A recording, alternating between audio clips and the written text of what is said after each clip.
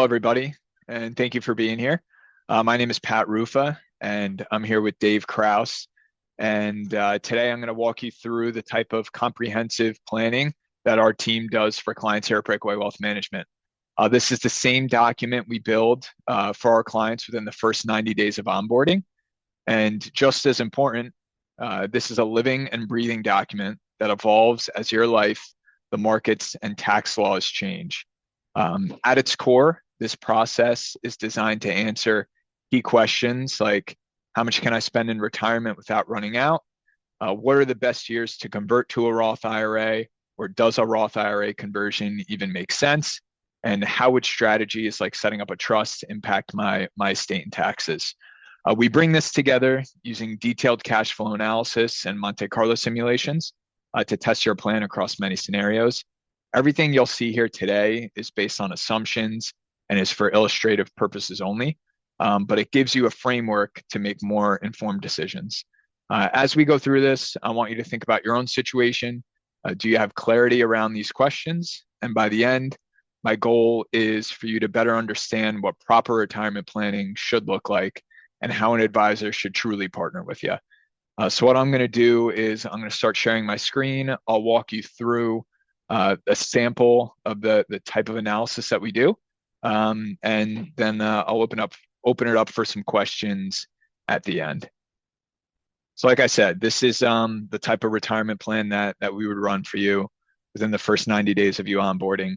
Now, what's important to keep in mind is when you're going through a retirement analysis, there's a couple of assumptions that need to be made.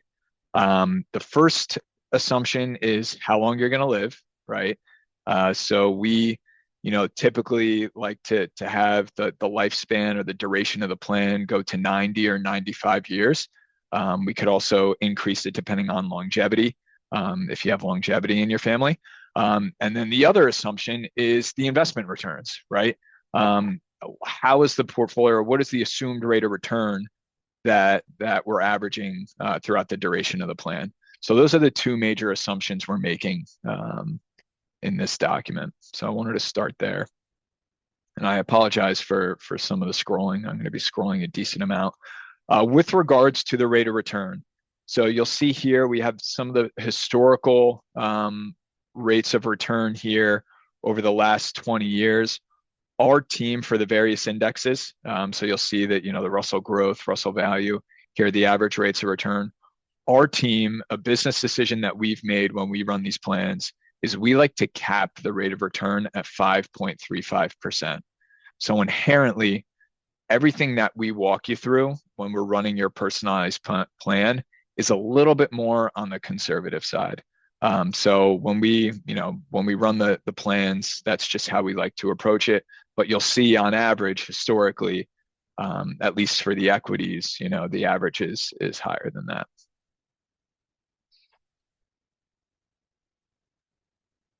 And I'm going to jump all the way to page 10. So when we're running this plan, the goal, one of the questions we want to answer for clients is, what is the probability that you will not run out of money in retirement, right? So we'll give you a number that you can spend with a probability of success greater than 90% that you will not run out of money in retirement. And if you stick to that recommended spend at the end of the portfolio, so in this example, we have this particular couple living to age 100, but if they stick to the recommended spend, you'll have about $2 million, or they'll have about $2 million left at the end of the plan. So this means a couple different things, right? They can either live longer than the anticipated lifespan, or if they want, they could spend a little bit more money throughout the duration of the plan. So we always like to, we want to make sure that, at the end, this isn't somewhere close to zero, right? We want to have a little bit of wiggle room because there are assumptions that need to be made here. Now, for this particular couple, just given the total assets and net worth that they have, they would be able to spend $87,000 a year in retirement. We have them spending that for the first 25 years. And then for the last 10, between 90 and 100, we have that number increasing from 87,000 to 121,000 to incorporate things like healthcare costs and medical expenses, right?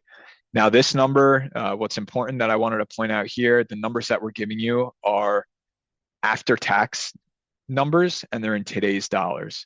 So every number or anything that we would be talking to you about would be in today's dollars, and it would be an after tax number. But as you can see, the plan is pretty comprehensive, takes into consideration all income flows, pensions you may have, Social Security, savings rates, right? So money you're putting into your 401k, any other additional savings you're having in your brokerage accounts and things like that. So super comprehensive. And another thing I wanted to point out as well, even if we're not managing all of your assets here, we include them in this plan. So moving on to the balance sheet, right? So this gives you the net worth. But even if we're only managing a brokerage account or an IRA account or two, we'll take into consideration everything that you have when building this plan. So as a certified financial planner, we take a holistic approach to planning for our clients here. So you'll see you get a balance sheet. The goal for us is at least once a year, we'll be running through this document with you. So, every year, whether we link the accounts or not, we'll be getting an update on your total net worth. So you'll always have this readily available for you and updated. Then, like I touched on in the beginning, this report uses Monte Carlo simulations for running the assumed spend. We like to run the probability of success that you will not run out of money to 90% or greater. So between this and assuming a 5% return, our outcome is inherently a little bit more conservative, maybe than what some other advisors have kind of walked you through. So we take a little bit more of a conservative approach for our clients here. And then I'll jump to this page. So this page doesn't look like there's a lot on this page, but this is one of my favorite pages in the whole report that we run. We have some clients that, they say, hey, great, Pat and Dave, it's great. I'll have $2 million or $2.5 million at the end of the plan, but I want to die. I want my last check to bounce, right? How much can I really spend in retirement? And kind of maximize, like, what's the maximum spend that I could have? So that's what page 17, that's what this shows. So this particular couple, if they wanted their last check to bounce or get close to bouncing, they could spend up to $107,000 a year as opposed to the $87,000 a year. And you'll see what that does over time to the portfolio. If they spend the extra $20,000 a year throughout the duration of the plan, instead of having $2 million left at the end, they'll have about 11,000 left. So you'll see they're cutting it a little close. But this page is great. This gives you a range of what the spend is. So when we're advising our clients, we like to use this as a gauge of the range that you could stay between. If there's years where the spend is over whatever this upper limit is, then we have to figure out why, right? Why are we spending a lot? If there's years where the total assets at the end of the plan start decreasing, we also have to have a conversation, right? Is it because we're spending too much?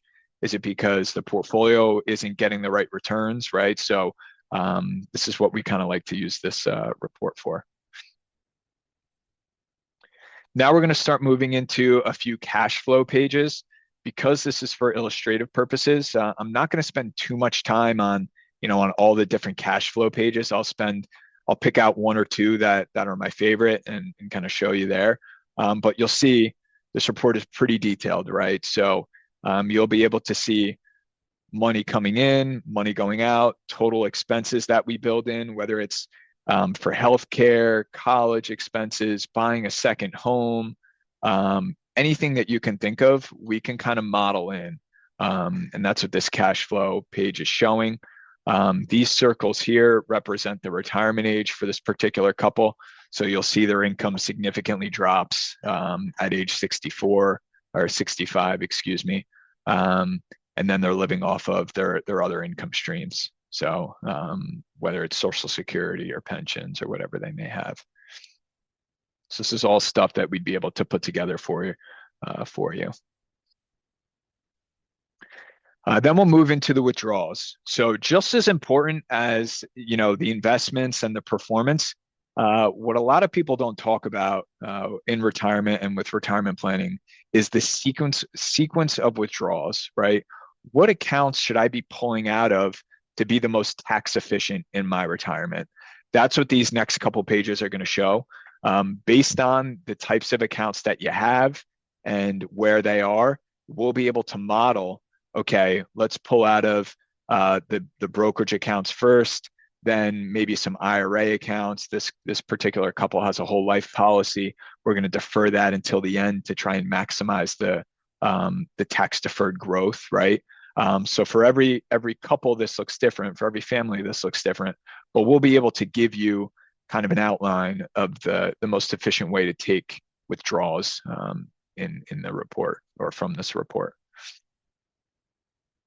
And then this is just a table version of that illustration. So you'll see, they'll liquidate out of the taxable accounts first and then defer some of the other accounts after. You will notice, you'll see there's no withdrawals for this particular family out of the retirement accounts until 75. This is the age of RMD currently. The system is smart enough to, if there are any changes to the tax laws or the RMD rules, system is smart enough to readjust. But you'll notice we can sample in, what is the RMD going to look like hypothetically in the given, in any given age here, which I think is important for clients to know, especially when they're doing long-term planning. So you'll see we can kind of model that in here as well. And then kind of piggybacking off of that, along with the sequence of withdrawals, it's also important to understand kind of what tax bracket are you going to be in, or what does your tax situation look like when you're in retirement. So for this particular couple, you'll see they're in a pretty, they're making decent money, and you'll notice that they're in a pretty high tax bracket up until retirement. And you'll see these two circles again signify retirement, but you'll notice when they retire, their income tax essentially drops down to zero or pretty close to zero. This is because they have assets that they can draw on that are not retirement assets. So they have brokerage assets that they can pull from, which will, lower their taxable income. Now, a lot of people question if doing Roth conversions makes sense, or when should I do a Roth IRA conversion if I have an IRA. This page here is the perfect example. It gives you the perfect idea of what are some of the best years to think about doing a conversion. As a planner, in my opinion, the years between 2037 for this particular couple and 2045 or 2046 would be years that we should consider doing Roth conversions because they're in a very low tax bracket, right? It wouldn't make sense to do conversions before they retire. Probably doesn't make too much sense to do a lot of conversions once the RMD starts. So these would be the years that we would maximize conversions if it makes sense for this particular couple. So this is how we could give you insights into what makes the most sense from a Roth conversion standpoint. This again is just a table version of that, and you'll see here the tax rate, the effective tax rate, drops down to essentially close to zero. The system is smart enough to adjust it based on state rules and federal rules. As tax laws change, this will update as well, right? So at the moment, this is updated with the current tax laws. As we know, tax laws change depending on the administration that's in place. So the system is smart enough to kind of recalculate that. So wanted to make that point clear as well. Then you'll see at age 75, you'll see the jump. This correlates to the RMD. Basically, they're in a 0% tax bracket, but once they're RMD, the mandatory minimum distribution needs to be taken out of the IRA. You'll see their tax rate jumps back up again because that's all considered ordinary income. So these are all real life examples that we'd be able to advise you on. Um, then moving into estate planning, right? So for some clients, this is not an issue, but for some others, this gives them good insight into, if you set up a certain type of trust, if we moved money out of the estate, how much could they potentially be saving in taxes? This is more for illustrative purposes. A lot of our clients like this because we can run this report for them, show them these 2 pages, and then they can take this to their estate planner or their attorney, and it saves them billable hours, right? So you don't have to waste time having the attorney basically ask you all these questions, get your net worth. You can show up with this report, give it to them, and it'll save you at least an hour or two of a debrief.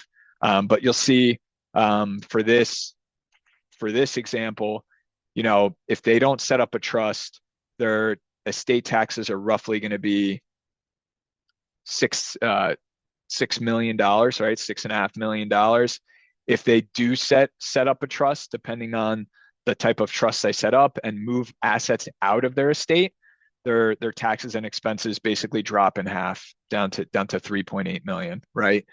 So this is for a certain group of clientele that we'd be able to advise on as well. But I just wanted to kind of show this to everybody to show our capabilities from an estate planning perspective as well. Then we'll move into basic asset allocation. So, depending on the types of accounts you have and the investments, we'll be able to model in asset allocations. This is pretty standard, right, across the board for everybody. But, we do have this available as well in our planning tool. And then you can see how it's broken down according to the accounts here.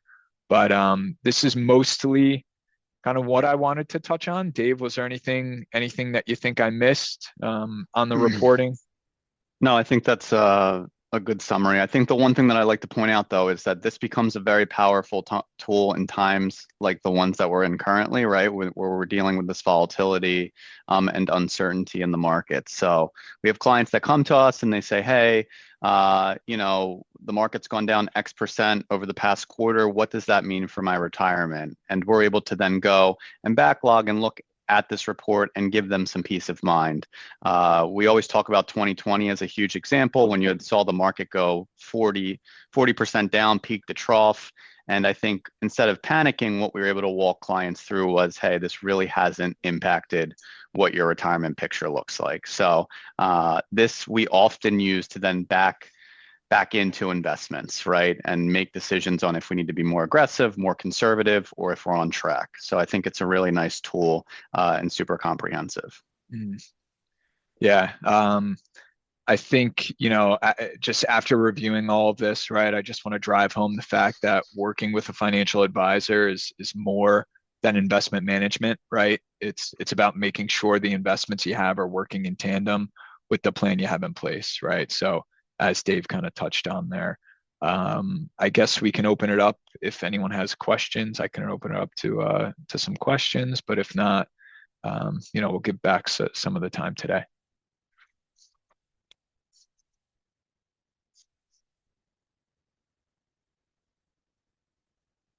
And if you have a question, you can raise. I think there's a hand raising feature on here, and then we can open up the floor to you.